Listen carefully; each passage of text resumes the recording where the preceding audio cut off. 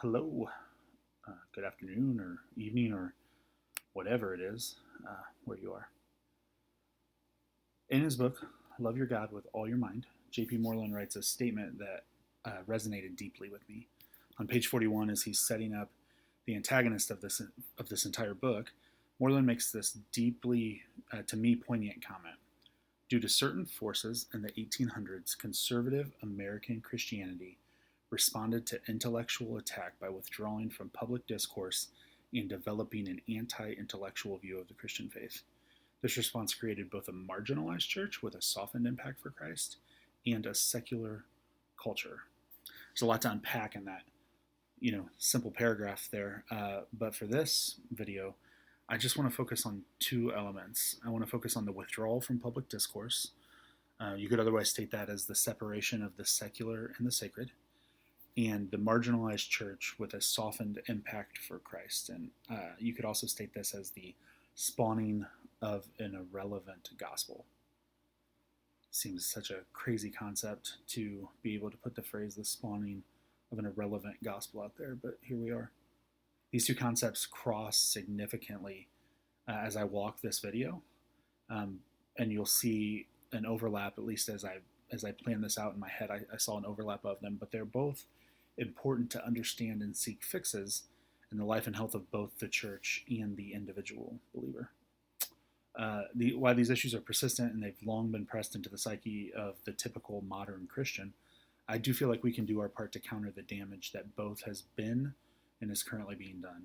It's not an easy task, probably, most likely, but I believe with discipline and perseverance, the church can start carving out a return to a place of prominence where it should be. A clear and conscious effort to point all things to Christ and his desires for us, as he clearly wrote in his book in the Bible. Love the Lord your God with all your heart, soul, and mind.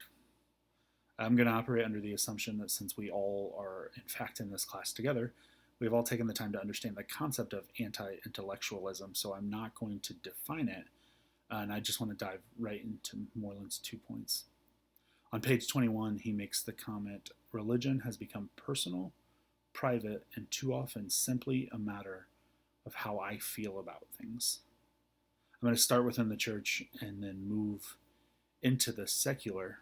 At some point, as believers, as the church, we decided that a deep understanding of, honestly, truthfully, anything, but in this case, a deep understanding of Scripture and application of that Scripture is not the preeminent need, both at home and in the church. We decided that the concept of being a happy-go-lucky Christian, being smiley, and putting these walls up is more important. As churches, we don't want to touch the taboo topics, especially within the walls of our church. We always like to encourage internal introspection, but that typically doesn't make it past the foyer of the church, and a lot of churches that I visited, that seems to be the case. We always hear stories, those of us that have been in church for a long time, of the families leaving the church after hearing something in the sermon that they don't like.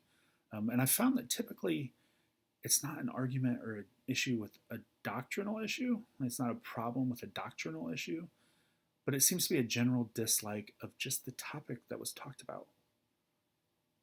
Why do we have to talk about that? That's personal. I don't need to hear about that from the pulpit.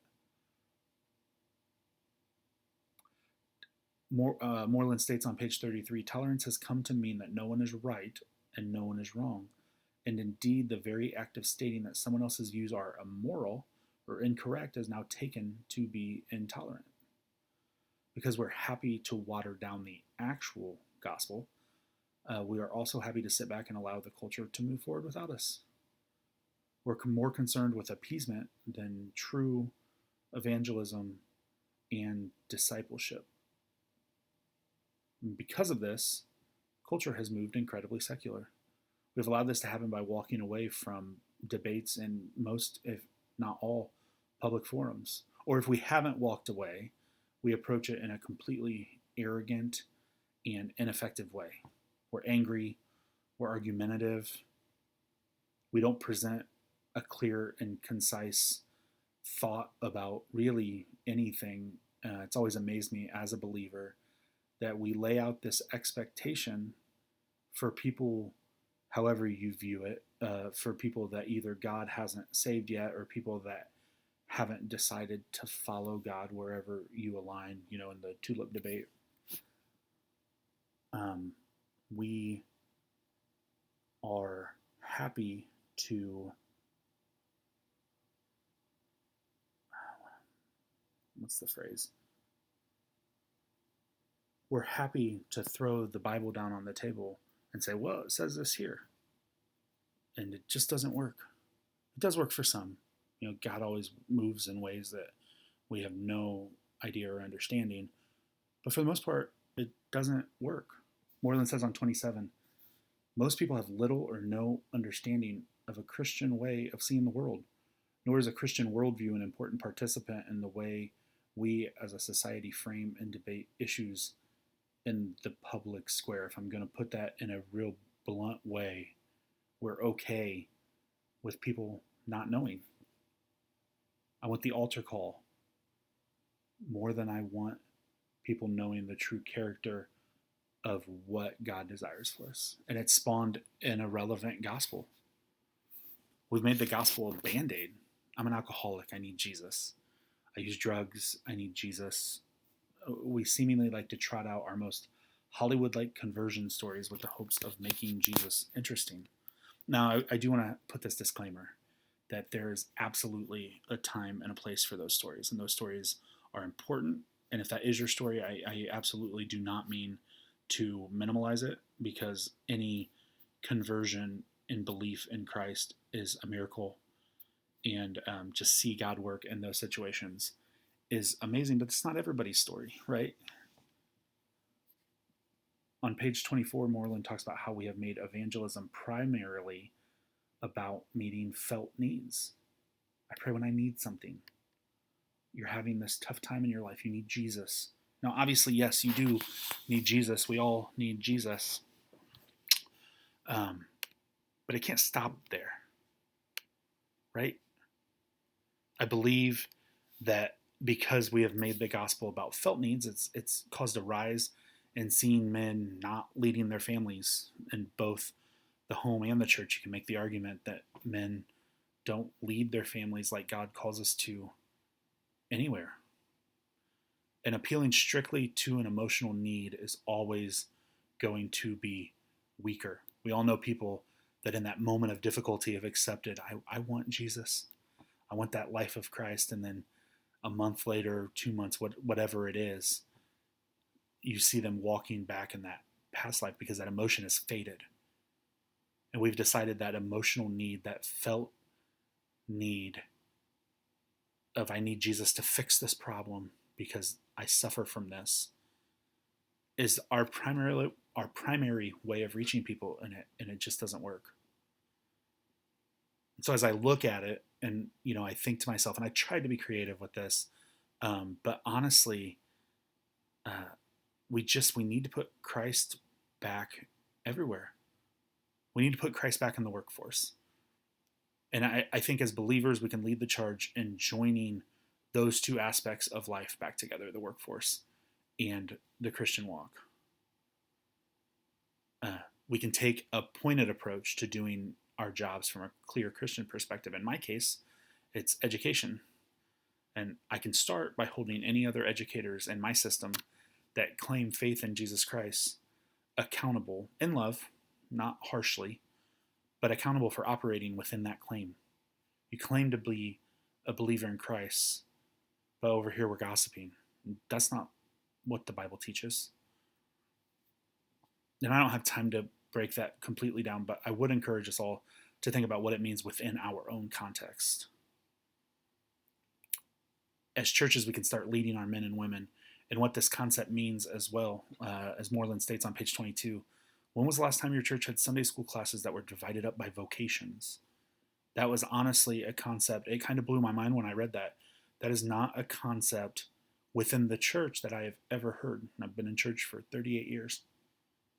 The concept of, let's teach all the lawyers in our congregation how to practice law in Christ's light. Let's teach the doctors how to practice medicine within Christ's light, understanding that we don't have all of the knowledge that they have within their own field, but we can help them walk in that light.